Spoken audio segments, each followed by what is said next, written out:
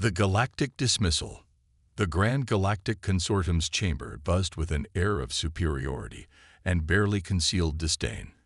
Representatives from 100 advanced civilizations lounged in their anti-gravity pods, their tentacles, appendages, and in some cases, pure energy forms, fidgeting with impatience.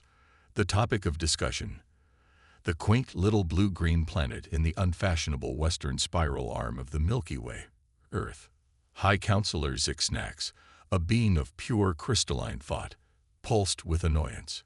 Are we really wasting valuable consortium time on this backwater mudball? Their thoughts reverberated through the chamber, eliciting ripples of agreement from the assembled dignitaries. Ambassador Cruel of the Silicon Hives raised a series of light tendrils.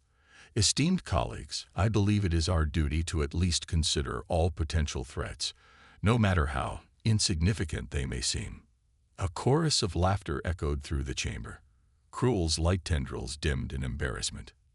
Threats, scoffed General Blurg, a mass of undulating purple flesh representing the warrior clans of Rigel. Have you seen these humans? Soft, squishy things. No natural armor, no claws, not even a proper set of fangs. Why, I could conquer their planet with a squad of hatchlings. Holoscreens flickered to life around the chamber, displaying images of humans going about their daily lives. The consortium members watched with a mix of fascination and revulsion as humans engaged in activities like jogging, eating fast food, and binge-watching Netflix. Disgusting, muttered Ambassador Trill of the hive minds of Betelgeuse. They waste so much time on individual pursuits. There's no unity, no singular purpose. How have they not destroyed themselves yet? Dr. Quix, a multidimensional being known for their controversial research, floated forward. If I may, esteemed colleagues, I believe we might be underestimating. Oh, not this again, interrupted High Counselor Zixnax. Dr. Quix, your fascination with primitive species is well known, but frankly, it's becoming tiresome. What could these humans possibly offer that we haven't seen 1,000 times before? Dr. Quix's form shimmered with indignation. But that's just it. They're unlike anything we've encountered.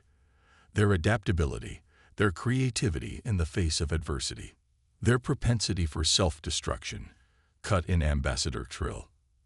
Have you seen their history? It's a litany of wars, genocide, and environmental devastation. They'll wipe themselves out before they ever become a concern. The chamber erupted in agreement, with various members shouting out examples of human folly. They still used fossil fuels. Their leaders are chosen by popularity contests. They can't even agree on a unified planetary government. Dr. Quix tried once more to make their case. But consider their rate of technological advancement. In just a few centuries, they'd gone from horse-drawn carriages to rudimentary space exploration. Their potential is enough, boomed General Blurg, his gelatinous form quivering with impatience. I've heard enough of this drivel. I propose we settle this matter once and for all. Let's send a small pest control team to this Earth. They can assess the situation firsthand, and, if necessary, begin the process of cleaning house. A wave of excitement rippled through the chamber. Many of the representatives had been looking for a bit of entertainment, and the idea of watching primitive humans scramble in the face of superior technology was appealing. High Counselor Zixnax pulsed in agreement. Very well. We shall dispatch a team to Earth. But let's be clear. This is not a military operation. We're simply sending a cleanup crew to tidy up a messy corner of the galaxy. No need for anything too elaborate. As the details were being finalized, Dr. Quix made one last attempt to be heard. Please, colleagues, I implore you to reconsider. My research suggests that humans have a unique ability to bore us to death, quipped Ambassador Cruel, earning a round of laughter from the chamber. Defeated, Dr. Quix retreated to the edges of the chamber, their multi-dimensional form clouded with worry. Meanwhile, on the holoscreens, scenes of Earth continued to play. A group of children laughing as they played in a park, scientists working tirelessly in a laboratory, artists creating breathtaking works of beauty. And in a small garage in suburbia, a teenager tinkering with spare parts, unaware that her invention would soon change the course of galactic history. As the consortium members finalized their plans, none of them noticed these small moments of human potential. They were too busy congratulating themselves on their efficient handling of such an insignificant matter. Well then, High Counselor Zixnax announced, "Let's make this official. All in favor of sending a pest control team to Earth, signal your agreement." The chamber lit up with a near-unanimous show of support. Only Dr. Quicks and a handful of others abstained. "Excellent," Zixnax continued. "General Blurg, I trust you can handle the logistics of this operation." The gelatinous general swelled with pride. "Of course, High Counselor. I'll assemble a team of our most expendable operatives. No need to waste real talent on this endeavor." As the chamber began to empty, the representatives already turning their attention to more pressing matters, Dr. Quicks approached High Counselor Zixnax. "Counselor, please, I beg you to reconsider. We're making a terrible mistake." Zixnax's crystalline form pulsed with annoyance. "Dr. Quicks, your concern for lesser species is admirable, if misguided. But the decision has been made. Besides, what's the worst that could happen? These humans accidentally destroy one of our pest control ships with one of their primitive projectile weapons." The chamber erupted in laughter once more, the very idea of humans posing any threat seeming absurd to the gathered alien intelligences. As the last of the representatives filed out, Dr. Quicks stood alone in the chamber, watching the holoscreens still displaying scenes from Earth. They focused on an image of a human child, eyes wide with wonder as she looked up at the stars. "Oh, my esteemed colleagues," Dr. Quicks whispered to the empty room, "you have no idea what you're about to unleash." Unbeknownst to the Galactic Consortium, as they dismissed humanity as an insignificant speck in the cosmic order, the gears of fate had already begun to turn. On Earth, in countless labs, garages, and hidden facilities, humans were pushing the boundaries of science and technology. In military bases around the globe, strategists were running simulations for extraterrestrial encounters, preparing for a possibility most deemed impossible. And in the vast expanse of space, a small, unassuming probe from Earth silently passed by the consortium's outer sensors, undetected and unremarked. Its mission: to carry a message of peace and a warning of strength to the stars. The stage was set. The Galactic Consortium had made their choice, based on arrogance and underestimation. Soon, they would learn the true cost of dismissing humanity. As the lights dimmed in the grand chamber, the holoscreens flickered one last time, showing a quote from an ancient Earth philosopher. "Do not go gentle into that good night. Rage, rage against the dying of the light." The consortium had no way of knowing it, but these words would soon become humanity's battle cry among the stars. First contact and unexpected resistance. The Galactic Consortium's pest control ship, pompously named the Exterminatus, dropped out of hyperspace just beyond Earth's moon. Captain Zurg, a gelatinous blob with too many eyes and an inflated sense of self-importance, oozed onto the bridge. "Status report," he burbled, his voice a mix of boredom and contempt. Lieutenant Blorp, a creature that looked like a cross between a squid and a computer server, blinked its LED eyes in sequence. "Sir, we've arrived at the target planet. Preliminary scans show a primitive civilization, just as expected. No energy shields, no orbital defenses, not even a proper moon base. Pathetic." Captain Zurg's body rippled with amusement. "Well, let's get this over with. I have a spa appointment in the Andromeda Galaxy next week, and I'd hate to be late because of some insignificant bipeds." As the Exterminatus approached Earth, alarms began blaring in military installations across the globe. In the Pentagon, General Sarah Chen stared at the monitors in disbelief. "Is this for real?" she demanded, her voice tight with tension. A young lieutenant nodded, his face pale. "Yes, ma'am. Multiple confirmations. It's It's an alien spacecraft. General Chen's mind raced. Years of planning, simulations, and secret preparations were about to be put to the test. "Initiate Protocol Omega," she ordered. "And someone get me the president."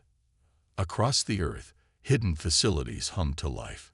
In bunkers deep beneath the Earth's surface, engineers and scientists scrambled to activate experimental defense systems. In orbit, stealth satellites silently oriented themselves towards the incoming alien vessel. Aboard the Exterminatus, Captain Zurg was growing impatient. "Why haven't we started the extermination process yet?" he demanded. Lieutenant Blort's LEDs flickered nervously. "Sir, we're detecting some unusual energy readings from the planet. It doesn't match anything in our database." Zurg's gelatinous form quivered with annoyance. "Probably just some primitive nuclear reactors. Proceed with the standard intimidation protocol.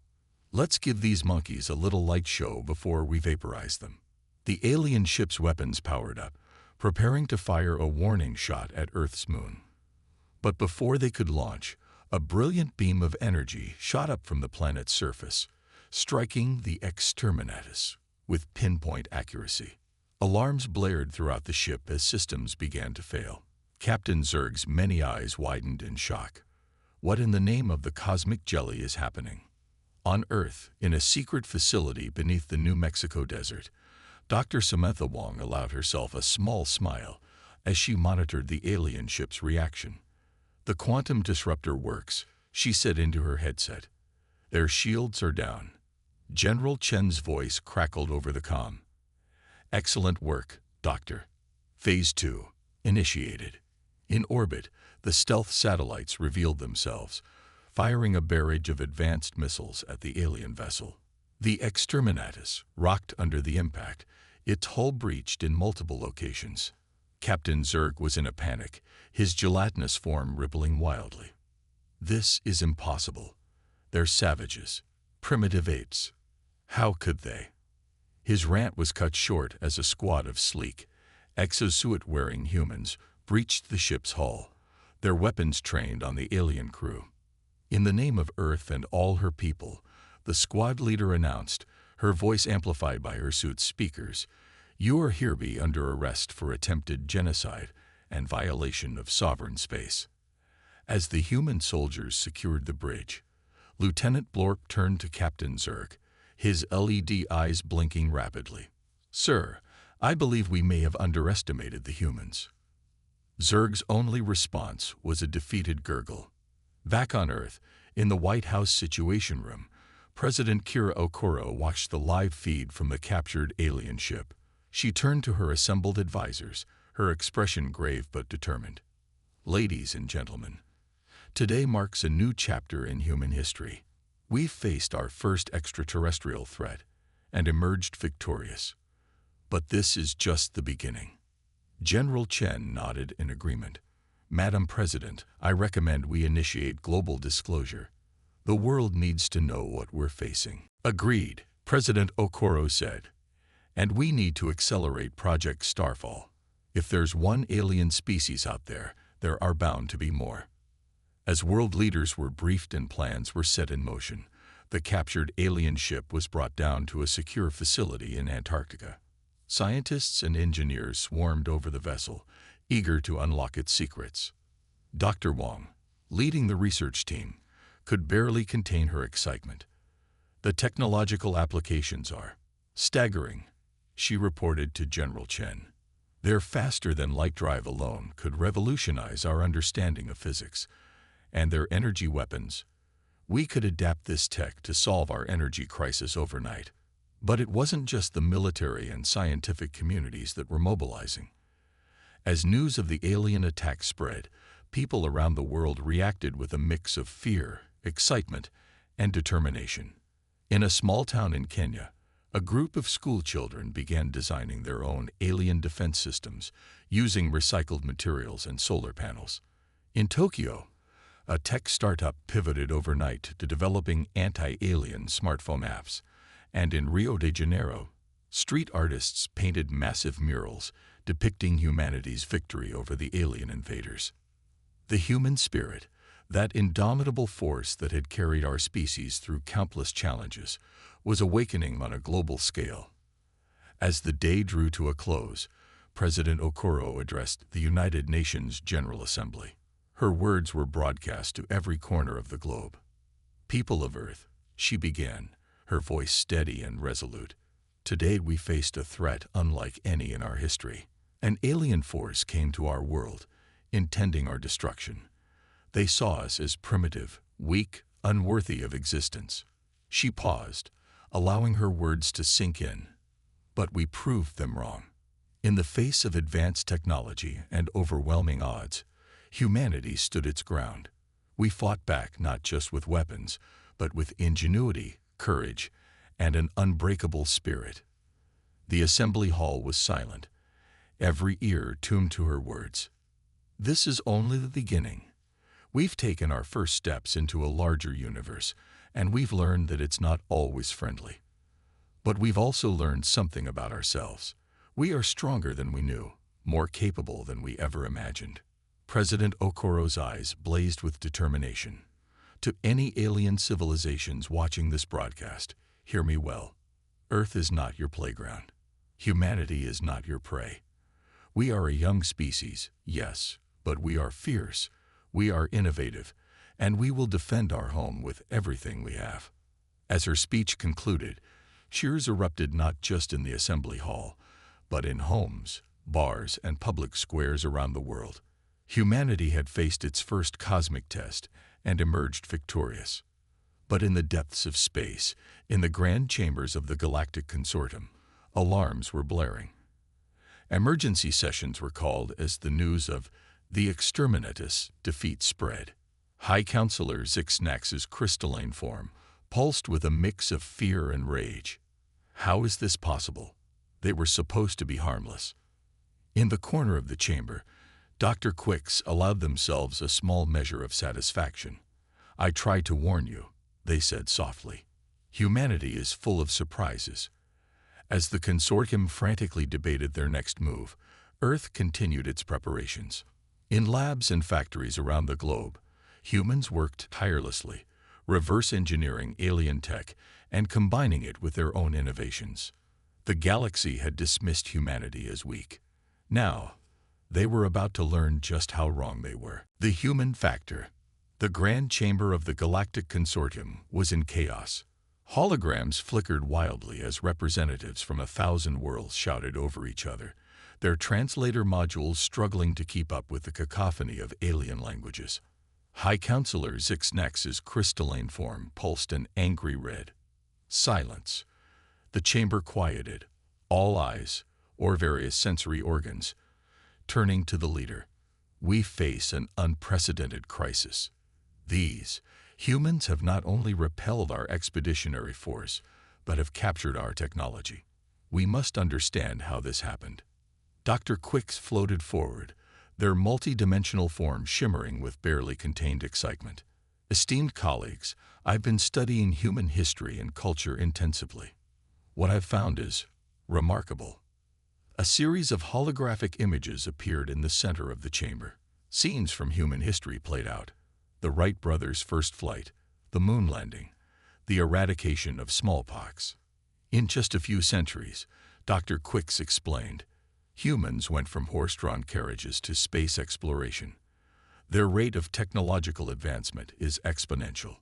General Blurg, still smarting from the loss of his pest control team, growled, "So they're quick learners. Big deal. We'll just send a bigger force next time." Dr. Quicks's form rippled in frustration. "You're missing the point. It's not just their technology. It's their adaptability, their creativity in the face of adversity. Look at this." The hologram shifted to show scenes from various human wars and conflicts, but instead of focusing on the destruction, it highlighted the innovations that arose. Radar, penicillin, the internet. Humans have a unique ability to innovate under pressure, Dr. Quicks continued. They don't just use technology. They improve it, combine it in ways we'd never imagine. And now, they have our technology to work with. The chamber fell silent as the implications sank in. Meanwhile, On Earth, that very scenario was playing out. In a repurposed airplane hangar in Bangalore, Dr. Aisha Patel stood before a motley crew of scientists, engineers, and hackers from around the world.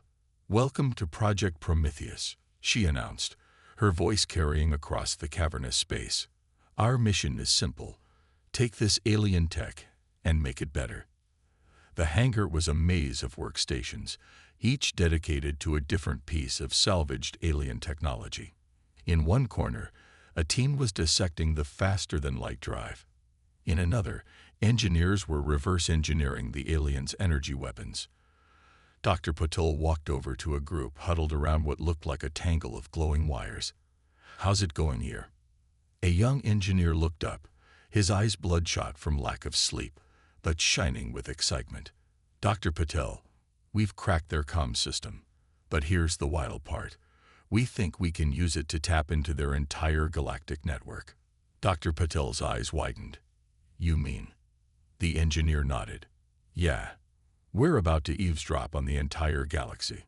As Earth's brightest minds worked to unlock the secrets of alien technology, the planet's leaders were facing challenges of their own. In a secure underground bunker, the newly formed Earth Defense Council was in session. President Okoro's hologram addressed the assembled world leaders. "The alien threat has united us in ways we never thought possible, but we need to push further. We need complete global cooperation." The Chinese premier nodded gravely. "We've already begun retooling our manufacturing sector for spacecraft production, but we'll need resources from around the world." "The European Union is all in," the German chancellor added. "Our top research institutions are working around the clock on adapting alien tech for defensive purposes." As the meeting progressed, it became clear that old rivalries and disputes were being set aside in the face of this existential threat. Nations that had been enemies for generations were now sharing resources, intelligence, and technology. But it wasn't just governments and institutions that were transforming. All around the world, ordinary people were finding extraordinary ways to contribute to Earth's defense. In a garage in Lagos, Nigeria, a teenage girl tinkered with a homemade drone, incorporating salvaged alien components. In the Australian outback, indigenous trackers were teaching military personnel how to spot signs of alien activity in the wilderness.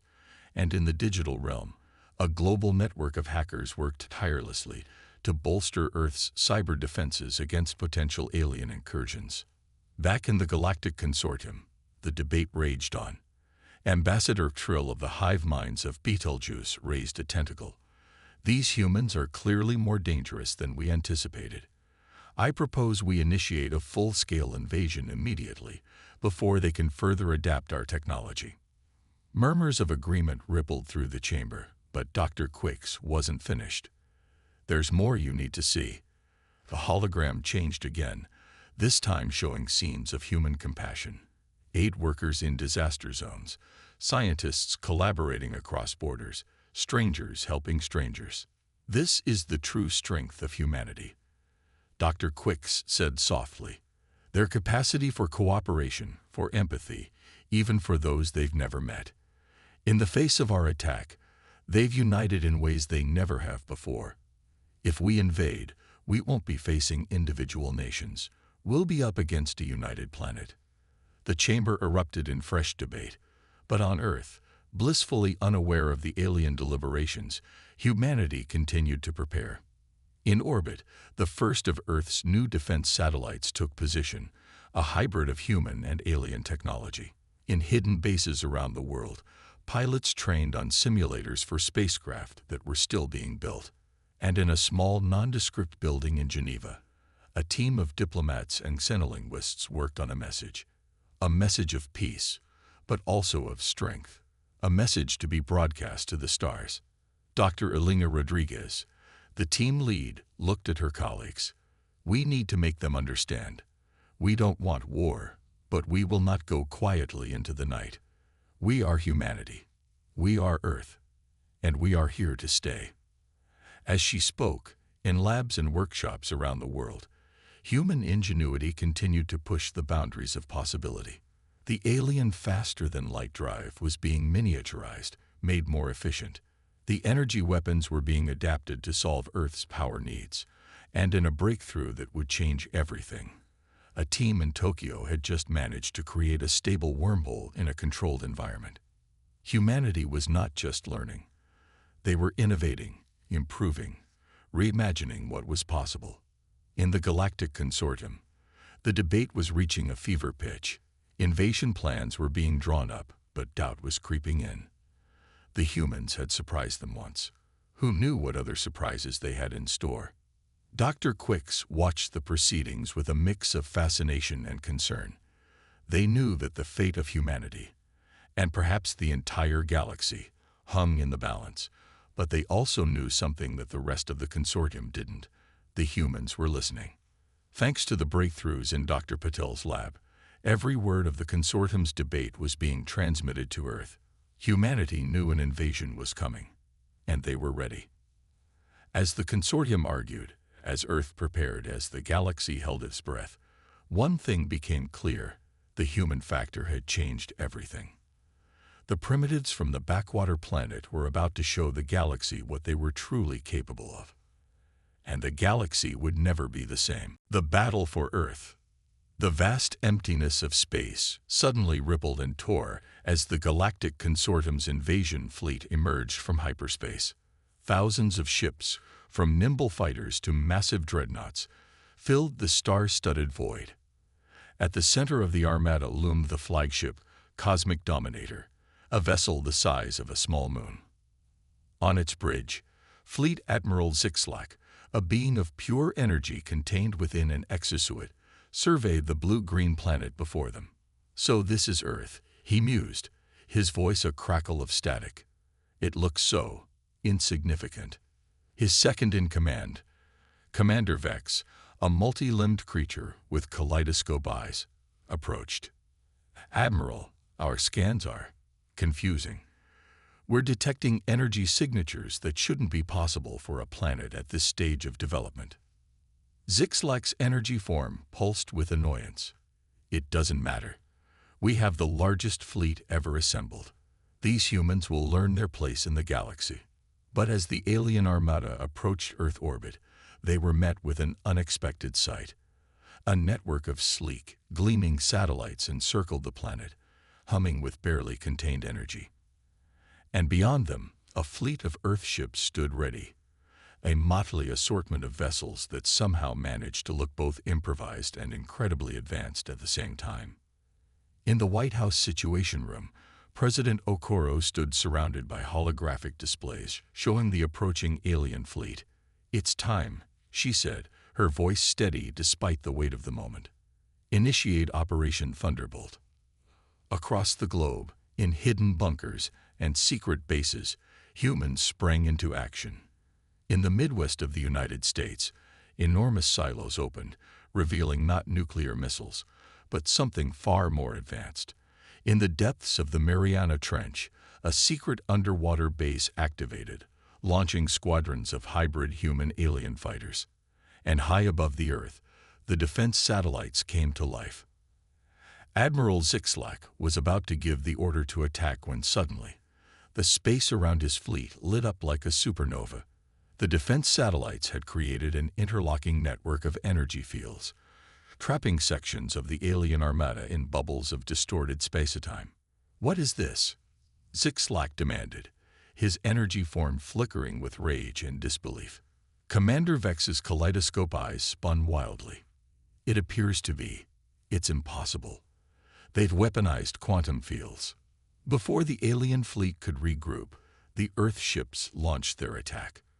But instead of energy beams or missiles, they fired what looked like miniature black holes. Where these projectiles hit, alien ships simply vanished, swallowed by the fabric of space itself. On Earth, in a hidden command center beneath the Rocky Mountains, Dr. Samantha Wong allowed herself a small smile as she watched the sensors. "The singularity cannons are performing beyond expectations," she reported. General Chen nodded grimly. "Excellent. But this is just the beginning. Launch the Nexus Swarm." From every continent, Swarms of what looked like mechanical insects took to the skies. Each one was barely the size of a hummingbird, but they moved with uncanny coordination. As they reached the upper atmosphere, they began to assemble themselves into larger structures, forming an ever-shifting, adaptive defense grid. In space, the battle raged on. The alien fleet, recovering from its initial shock, began to punch holes through Earth's defenses. Massive energy beams lanced down from the cosmic dominator, devastating entire cities.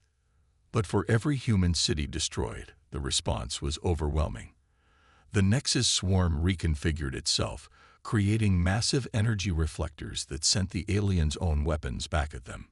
Earth ships, manned by pilots who had trained in virtual reality simulations for thousands of hours, danced through the chaos of battle with impossible skill. Admiral Zixlack watched in growing horror as his mighty fleet was decimated. "How?" he demanded. "How can they be defeating us?" On a secure channel that the aliens thought was unbreakable, Dr. Quix's voice suddenly came through. "I tried to warn you, Admiral. Humanity's greatest strength is its adaptability, its creativity under pressure. You gave them a challenge, and they rose to meet it." Zixlack's energy form pulsed with fury. "Quix, you traitor, you've been helping them." "No," Quix replied calmly. "I've been trying to prevent this bloodshed, but you wouldn't listen. And now, I fear it's too late." As if to punctuate Quix's words, a massive portal suddenly opened in space near Earth's moon.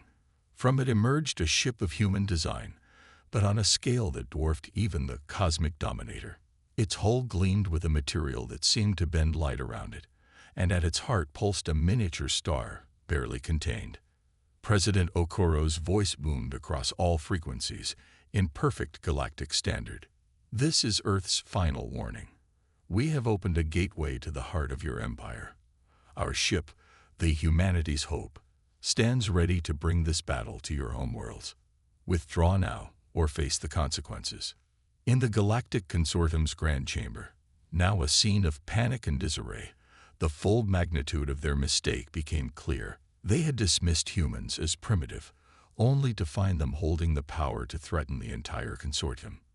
Back on the battlefield, individual acts of human heroism turned the tide. A squadron of Earth fighters, led by Captain Zara Chen, daughter of General Chen, executed a maneuver that should have been impossible, flying through the quantum field bubbles to deliver a killing blow to one of the alien dreadnoughts. In Earth's oceans, a team of marine biologists had adapted alien communication technology to coordinate with Earth's cetaceans. Suddenly, alien ships found themselves disoriented by song-like frequencies that seemed to come from everywhere and nowhere. And in perhaps the most audacious move of the battle, a small team of human hackers, led by a young prodigy from Lagos, managed to infiltrate the alien fleet's network. Alien ships suddenly found their systems turned against them, weapons firing on their own allies. Admiral Zixlack, watching his invasion crumble, made one last, desperate move. "Prepare the planet cracker," he ordered. "If we can't have Earth, no one will." But as the cosmic dominator aligned itself to deliver the killing blow to Earth, something extraordinary happened. The Nexus swarm, responding to this new threat, reconfigured itself one final time. Billions of tiny machines came together, forming a massive humanoid shape in space, a colossal guardian standing between Earth and annihilation.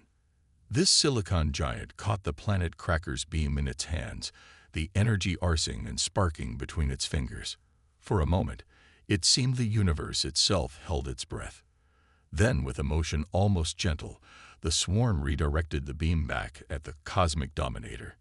The alien flagship's shields held for a fraction of a second before collapsing. In a blinding flash, the pride of the Galactic Consortium's fleet was no more. As the light faded, an eerie silence fell over the battlefield. The remaining alien ships, witnessing the destruction of their flagship and the power of Earth's defenders, began to retreat en masse. On Earth, in the White House Situation Room, President Okoro watched the alien fleet flee. She turned to her advisors, her expression a mix of relief, pride, and deep sadness for the cost of victory. "The battle is won," she said softly. "But the war has just begun. We've shown the galaxy what humanity is capable of. Now we need to show them who we truly are." As the people of Earth emerged from shelters to see the debris of battle streaking across the sky like falling stars, a new era dawned. Humanity had faced its greatest test and emerged victorious. They had proven themselves not just to the galaxy, but to themselves. The battle for Earth was over, but humanity's journey to the stars was due. Humanity's place in the stars. The grand chamber of the Galactic Consortium, once a bastion of order and superiority, now buzzed with a nervous energy. Representatives from 1,000 worlds shifted uncomfortably in their anti-gravity pods, their eyes, or various sensory organs, fixed on the empty podium at the center of the room.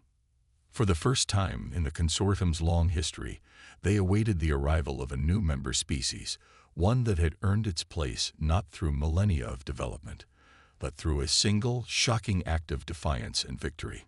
A hush fell over the chamber as the doors slid open. President Kira Okoro strode in, flanked by a diverse group of human advisors. Her steps were confident, her gaze steady as she took in the assembled alien dignitaries. High Counselor Zixnax's crystalline form pulsed with a mix of anxiety and grudging respect. President Okoro, the alien leader's thoughts reverberated through the chamber. "On behalf of the Galactic Consortium, we welcome humanity to the galactic stage." Okoro nodded, a slight smile playing at the corners of her mouth. "Thank you, High Counselor. Humanity is honored to join this august body. We come seeking peace and cooperation, but make no mistake, we will not hesitate to defend ourselves if threatened again." A ripple of unease passed through the assembled representatives. The memory of Earth's decisive victory was still fresh, and the implications of human technology spreading through the galaxy were troubling to many. Ambassador Krill of the hive minds of Betelgeuse raised a tentacle. "With all due respect, Madam President, how can we trust that humanity won't use its considerable abilities to dominate the consortium?" Okoro's gaze hardened. "Ambassador, let me be clear. We have no interest in domination. Earth has known too much war, too much suffering. Our goal is to build a future of mutual understanding and progress." As if on cue, holographic displays flickered to life around the chamber. They showed scenes from across the galaxy. Human doctors working alongside alien medics to cure diseases once thought incurable. Earth engineers collaborating with extraterrestrial scientists to solve energy crises on distant worlds. Human artists and alien creators producing wondrous new forms of expression. Dr. Elena Rodriguez, now Earth's chief xenodiplomat, stepped forward. "What you're seeing is Project Harmony," she explained. "In the months since the battle, we've been quietly sending aid and expertise to worlds across the galaxy, not to show off or to gain power, but because it's the right thing to do." The chamber buzzed with murmurs of surprise and, in some cases, appreciation. But not all were convinced. General Blurg, still smarting from his earlier defeat, growled, "Pretty words and prettier pictures, but actions speak louder. Your humanity's hope ship still hangs in orbit around our capital world, a constant threat." President Okoro nodded, as if expecting this. "You're right, General. Actions do speak louder than words, which is why I'm here to announce that we're dismantling humanity's hope." Gasps echoed through the chamber. Even Okoro's own advisors looked shocked. "But," she continued, her voice cutting through the noise, "we're not destroying it. We're transforming it. Humanity's hope will become the core of a new galactic university, open to all species, a place where we can learn from each other, grow together, and build a better future for all." The chamber erupted in a cacophony of reactions: shock, disbelief, hope, and everything in between. As the noise grew, a small figure floated to the center of the room. It was Dr. Quix, the multi-dimensional being who had first warned the consortium about underestimating humanity. "Esteemed colleagues," Quix's voice somehow cut through the din. I have studied humanity extensively. Their history is fraught with conflict, yes, but also with incredible acts of kindness, of forgiveness, of growth. They have faced their own demons and emerged stronger. Perhaps they have something to teach us all. As Quick spoke, more holographic images appeared. They showed pivotal moments in human history: the fall of the Berlin Wall, the first lunar landing, breakthroughs in medicine and science.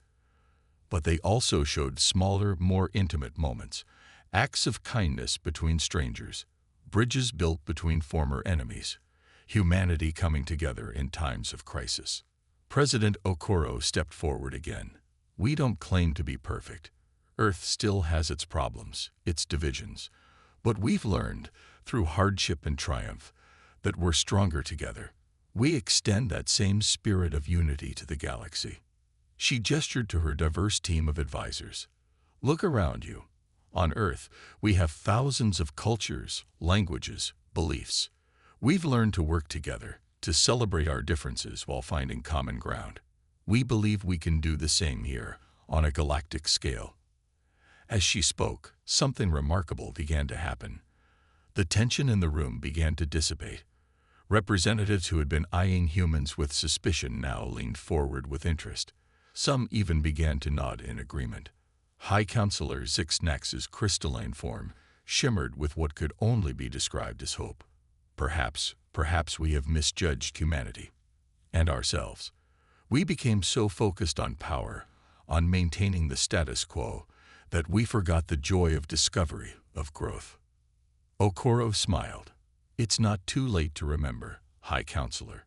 Earth stands ready to help usher in a new era of galactic cooperation. But we can't do it alone. We need all of you. As if to underscore her words, a series of small, glowing orbs floated into the chamber. They hovered before each representative, pulsing gently.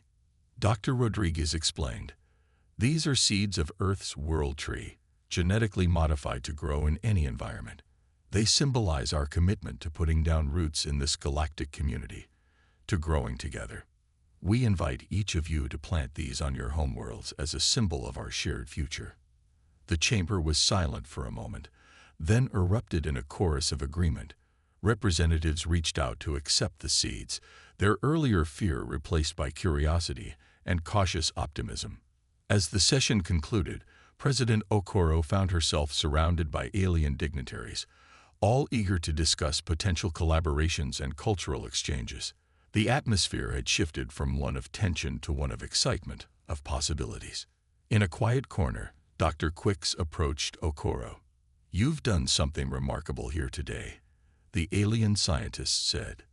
"You've given the galaxy something it's been missing for a long time: hope." Okoro nodded, her expression a mix of determination and humility. "It's just the beginning, Dr. Quicks. We have a long road ahead of us. But I believe that together we can build a future brighter than any of us could have imagined." As she spoke, on Earth and countless worlds across the galaxy, beings of all shapes and sizes looked up at the stars with new eyes. The universe had changed. Old barriers were falling, new connections were forming.